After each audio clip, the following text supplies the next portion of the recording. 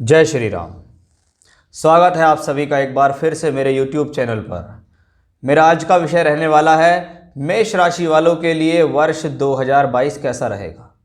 गोचरीय स्थिति, ब्रह्मांड में चलने वाले ग्रह, विशेष रूप पे राहु, केतु, बृहस्पति और शनि जैसे लंबे समय तक एक राशि में विचरण करने वाले ग्रह आपके ऊपर किस प्रकार से प्रभाव डालने वाले हैं।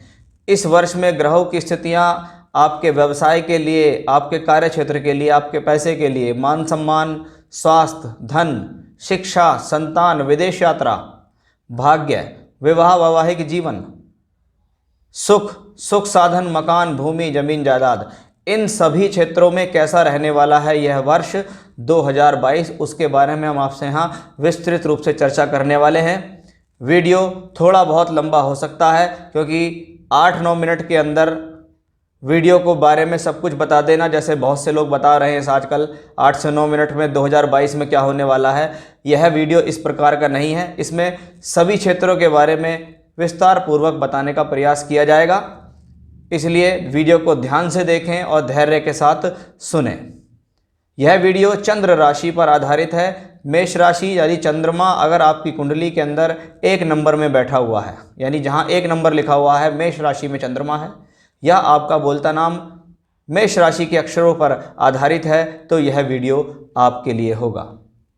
इस वीडियो में हम वर्ष 2022 के वर्ष प्रवेश की कुंडली को साक्षात्कार मानते हुए उसके बारे में चर्चा करेंगे। जैसे कोई बच्चा पैदा होता है तो उसका डेट ऑफ बर्थ टाइम लेकर कुंडली बनती है, बाकी ग्रहों का विचरण आगे चलता रहता है। वर्ष कुंडली भी इसी प्रकार से चलती है। उसी प्रकार ये वर्ष प्रवेश की कुंडली है, इसको कहते हैं। 1 जनवरी 2022 का गोचर आपके सामने स्क्रीन पर है, आप उसको देख सकते हैं कि कुंभ राशि में बृहस्पति देव विराजमान हैं, तो वहीं राशि से दशम में शनि बुध का योग रहेगा।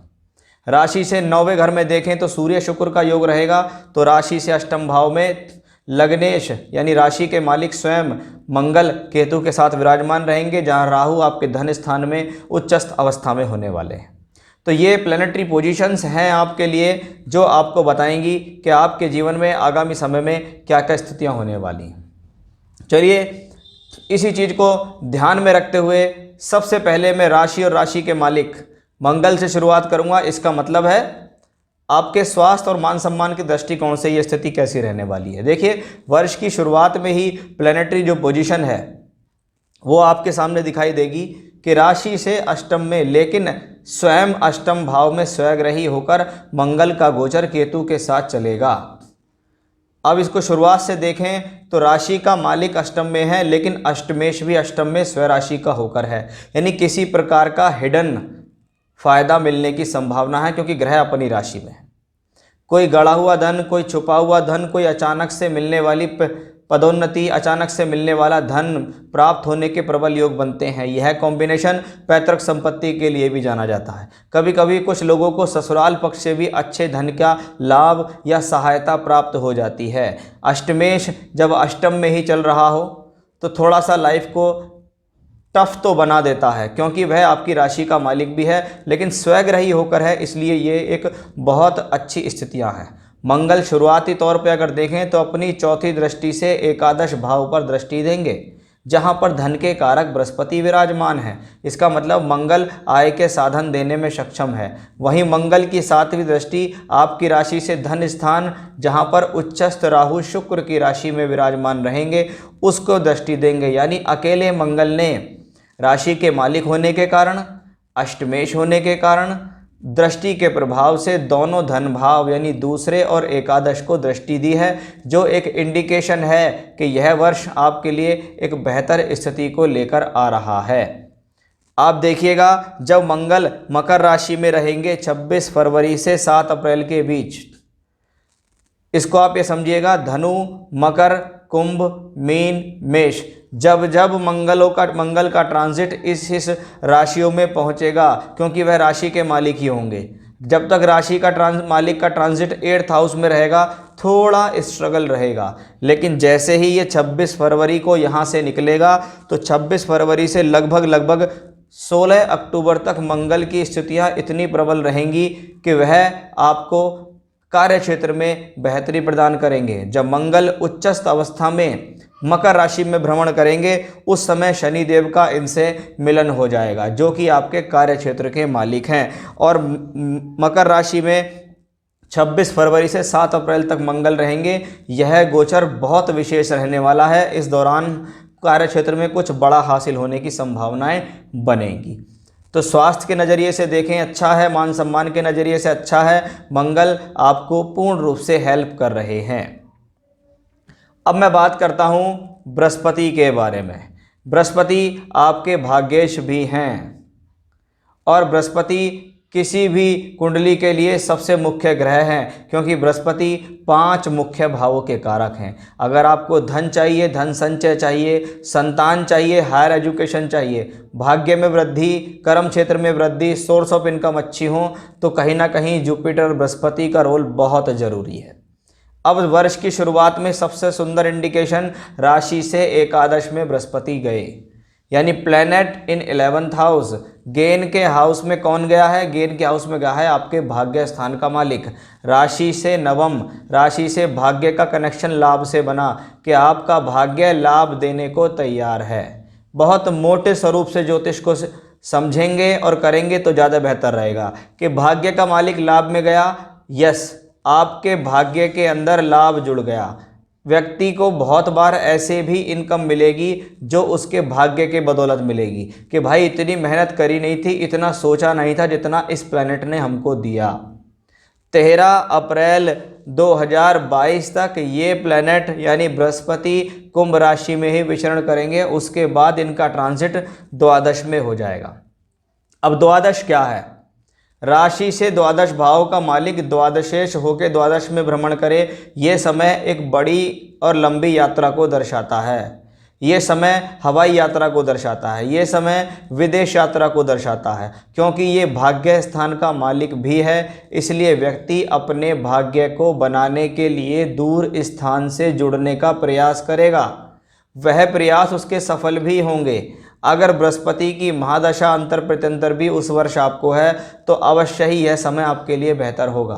बृहस्पति का ये ट्रांजिट दूर स्थान से जोड़कर लाभ देगा, क्योंकि ये 12th हाउस एक्सपेंडिचर के हाउस में है। तो अगर कोई एक्सपेंडिचर भी आप कर रहे हैं, कोई इन्वेस्टमेंट भी कर रहे हैं, तो वह फलीभूत होगा, क्योंकि बृहस्पति पहले एकादश से द्वादश में स्वराशि, फिर स्वराशि से निकलकर वापस आपकी राशि यानी मेष में भी भ्रमण करेंगे 2023 में। तो कॉम्बिनेशंस तो अपने आप में बृहस्पति ने मजबूत बनाए, चाहे वह वर्तमान का ट्रांजिट हो, चाहे वह बाद का ट्रांजिट हो, क्योंकि 13 अप्रैल के बाद बृहस्पति देव जो होंगे वो कुंभ राशि से मीन राशि में जाएंगे, यानी ग्रह का अपने घर में जाना, मजबूती देना।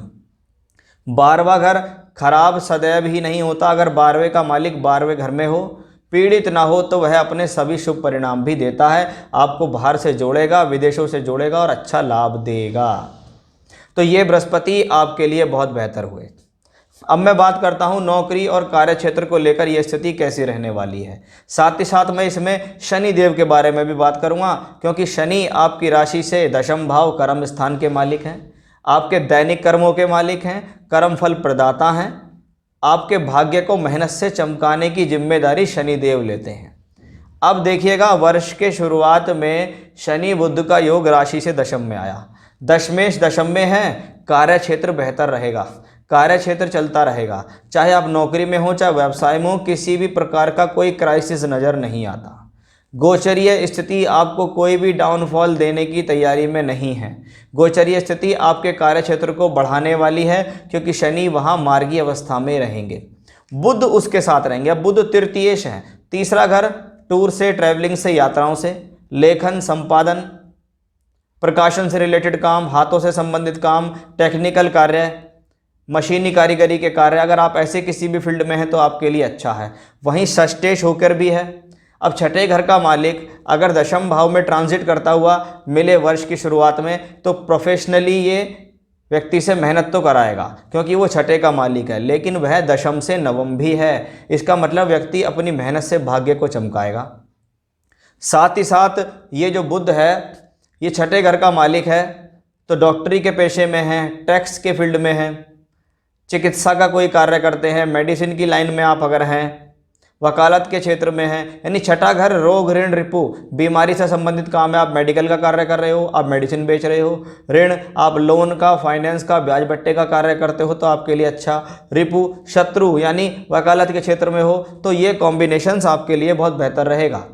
इस दौरान अगर कोई भी व्यक्ति विशेष नौकरी के क्षेत्र को छोड़कर व्यवसाय के क्षेत्र में भी एंट्री करना चाहता है तो भी यह योग आपको सहयोग देने वाला होगा। अब शनिदेव को आप देखिएगा दशमेश होकर दशम में है, बेहतर स्थिति में रहेंगे। शनि की दूसरी राशि है कुंभ, उसके अंदर एक शुभ ग्रह बृहस्पति पहले से ही विराजमान रहेंगे जो कि भाग्येश हैं। यानी शनि की दोनों राशियों में कुछ ना कुछ बेहतर हो रहा है। वो दोनों राशि एक कर्म की राशि, एक लाभ की राशि है। एक में भाग्येश विचरण करते हैं यानी कर्म और लाभ का अच्छा संयोग बना। शनि की तीसरी दृष्टि भी द्वादश पे होगी।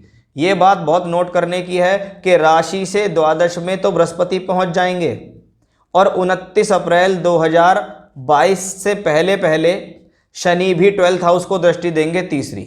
यानी कहीं ना कहीं 12th हाउस का एक्टिवेशन शुरुआत से लग रहा है। पहले शनि दृष्टि देके एक्टिवेट कर रहे हैं तो उसके बाद बृहस्पति देंगे। अब 29 अप्रैल 22 से शनि का ट्रांजिट मकर से निकलकर कुंभ में होगा, लेकिन ये ट्रांजिट ज़्यादा समय तक इस राशि में नहीं रह पाएगा।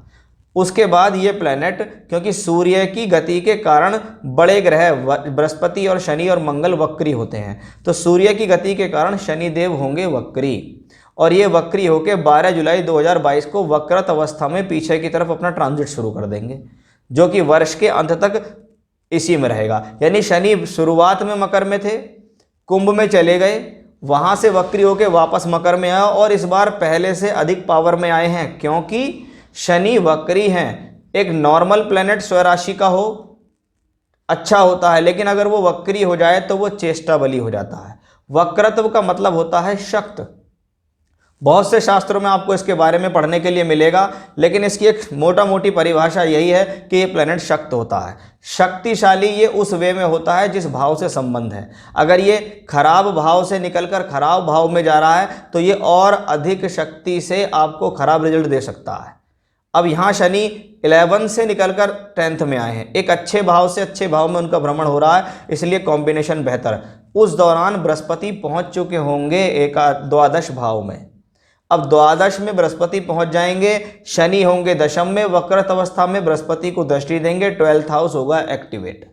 जब 12th हाउस एक्टिवेट होगा तो बहुत ज़्यादा वो समय होगा कि जो आपको फॉरेन ट्रैवल करा सकता है, विदेश भेज सकता है, दूर से काम जोड़ सकता है। आपका बहुत अच्छा समय वो आपके लिए रहेगा। अपॉर्चुनिटी आपको गेट करनी है, चाहे आप व्यवसाय में हो, नौकरी करना चाहते हैं बाहर, तो बहुत अच्छी अपॉर्चुनिटी आपके लिए रहेगी।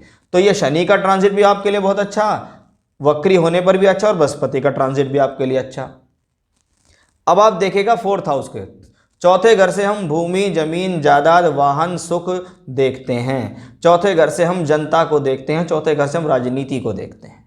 चौथे घर का स्वामी चंद्रमा है। अब चौथे घर का स्वामी चंद्रमा है, ये एक चलायमान ग्रह है जो हर 2.25 दिन तक साथ में रहता है, लेकिन वर्ष की शुरुआत में अगर हम देखें तो यह चंद्रमा मंगल जो आपकी राशि के मालिक है उनके साथ एक योग बनाया। चंद्र मंगल योग अष्टम में बना, पैतृक संपत्ति से लाभ लेने का योग इंडिकेट कर दिया, भूमि जमीन जायदाद से लाभ लेने का इंडिकेशन दे दिया, या कहिए उस दौरान कोई ना कोई भूमि जमीन जायदाद आप परचेज कर लेंगे, ऐसा हम यहाँ इसमें कह सकते हैं। अब आप देखिएगा गोचर का एक बहुत मोटा और पुराना और सफल सूत्र है, जिस भाव से आपको रिजल्ट लेने हों उस भाव के ऊपर जब तक शनि यानी काल, बृहस्पति यानी ब्लेसिंग्स आशीर्वाद, इन दोनों की दृष्टि नहीं पड़ेगी वो भाव प्रफुल्लित नहीं होता।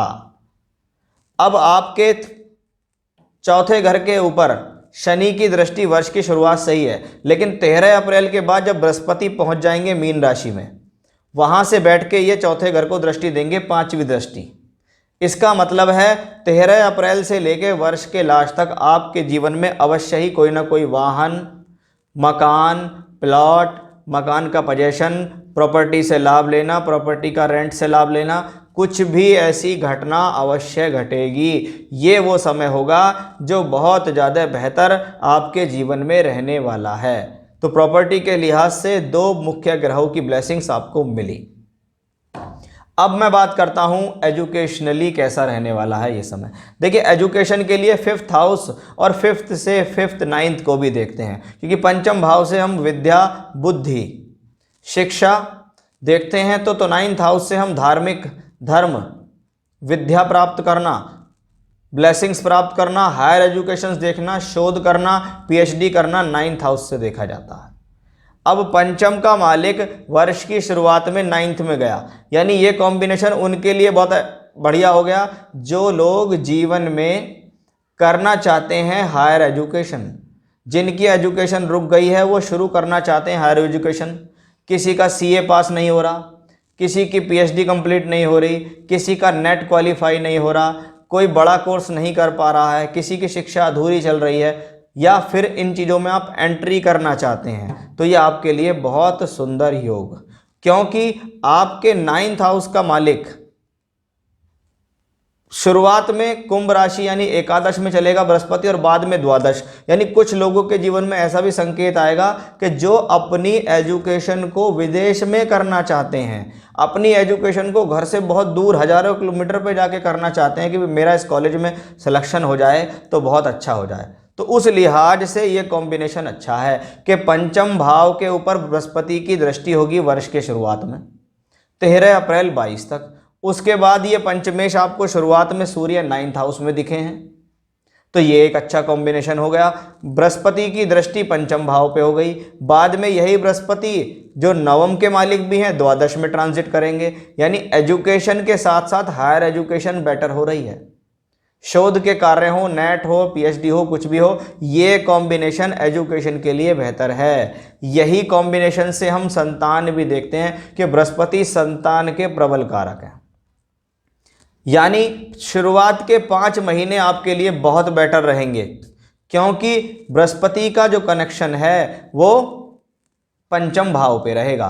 पंचमेश सूर्य की स्थिति 9वें, 10वें, 11वें, 12वें, पहले, दूसरे इन सभी भावों में भ्रमण करेगी, यानी शुरुआत के 5 महीने आपके लिए ऐसे होंगे जिसको कहते हैं टाइम ऑफ कंसीविंग। ये वो समय होगा जो कंसीव कराएगा। कंसीव कराने में मंगल का भी बहुत बड़ा रोल होता है, इसलिए मंगल की भूमिका भी यहाँ क्लियर कट दिखाई दे रही है, क्योंकि मंगल भी उस दौरान धनु, मकर, कुंभ, मीन में होंगे। तो ये वो समय होगा, चाहे आप पहली संतान हो चुकी है दूसरी प्राप्त करना चाहते हैं, या आपको पहली ही संतान चाहिए, ये वो सही समय होगा। अगर इसमें संतान कंसीव करते हो तो आने वाले समय में प्लैनेटरी पोजीशन बढ़िया रहेगी, बच्चा अच्छे योग लेकर पैदा होगा। तो ये समय संतान के नज़रिए से भी बेहतर ही दिखाई दे रहा है। तो ये भी अच्छा एक कॉम्बिनेशन दिखा। अब मैं बात करता हूँ 7th हाउस, विवाह और वैवाहिक जीवन।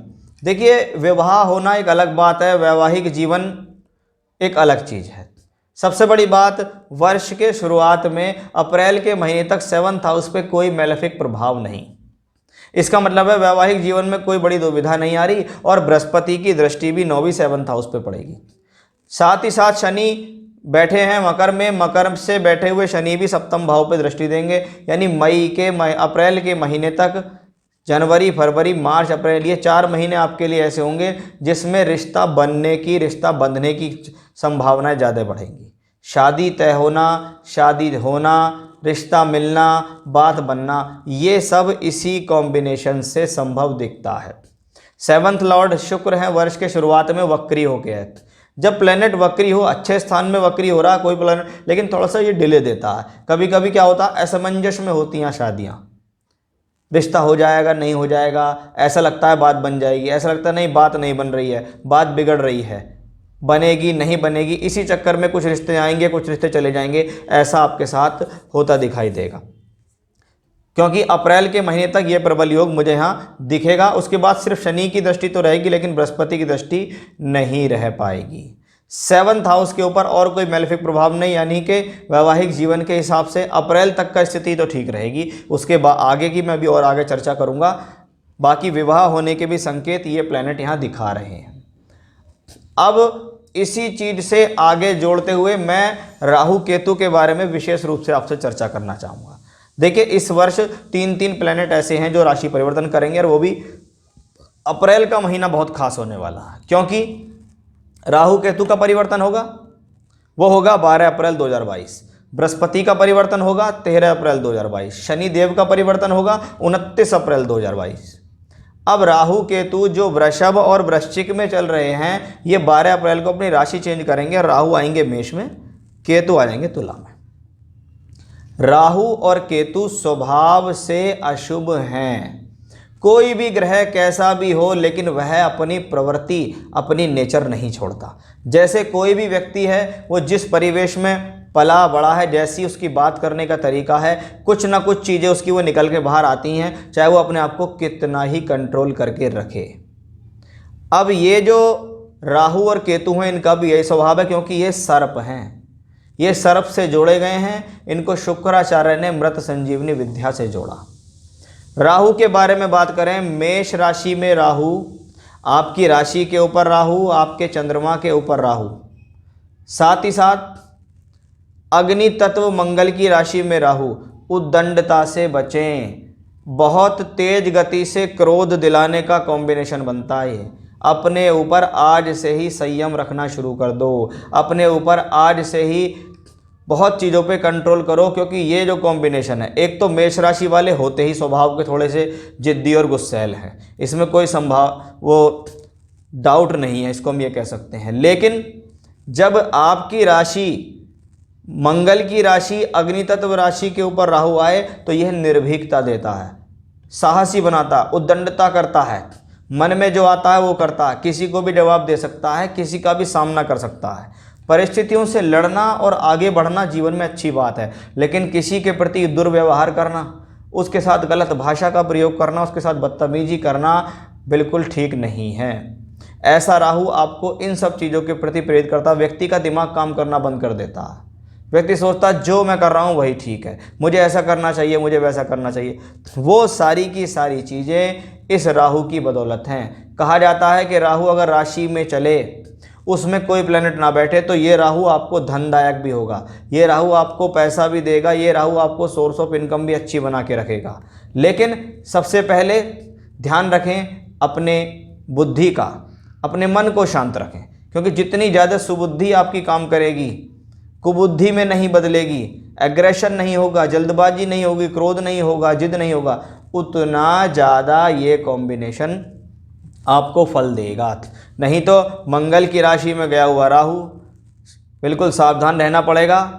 इन्हीं चक्करों में आके आपके संबंध भी खराब हो सकते हैं, क्योंकि ये राशि और सप्तम पे है, तो इसका बड़ा प्रभाव आपके गुस्से, आपके क्रोध, झुंझलाहट का आपकी फैमिली लाइफ यानी आपकी पर्सनल लाइफ, मैरिड लाइफ पर पड़ने वाला है।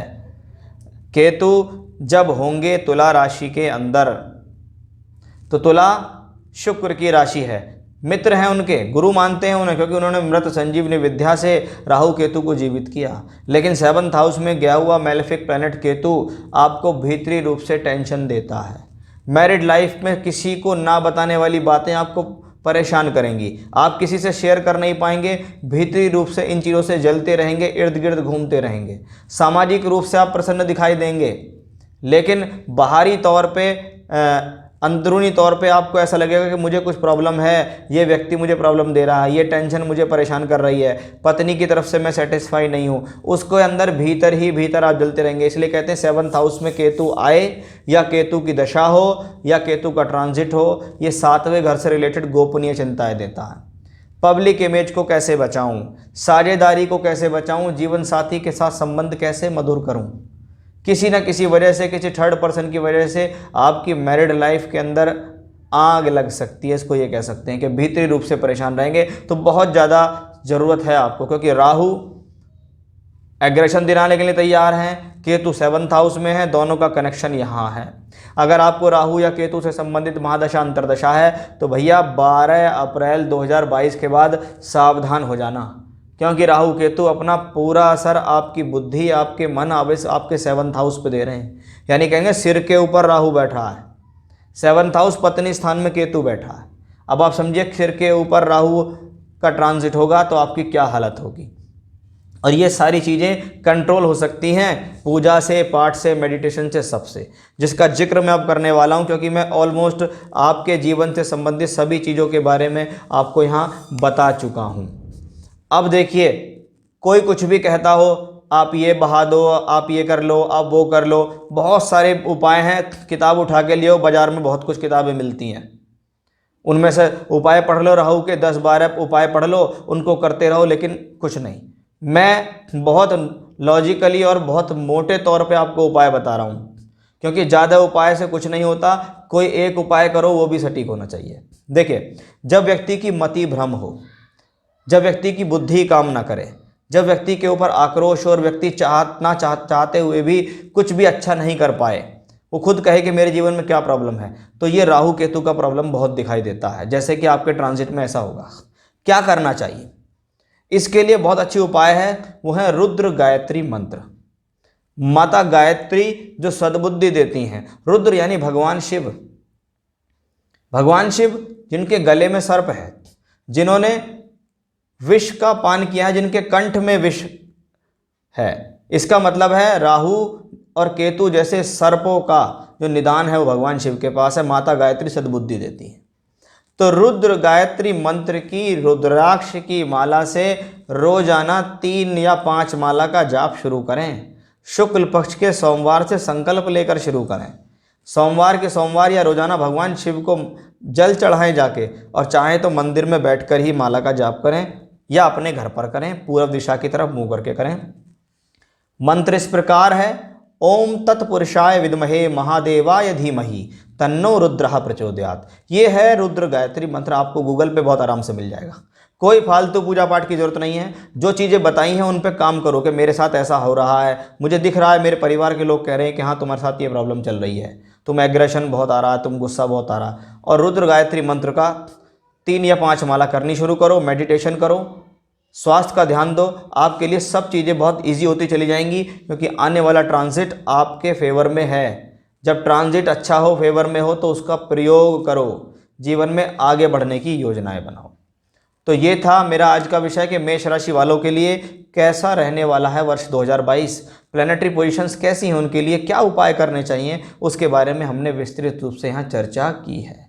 फिर से नए विषय के साथ आपके सामने हाजिर होऊंगा मैं। तब तक के लिए बने रहिएगा मेरे साथ। जय श्री राम।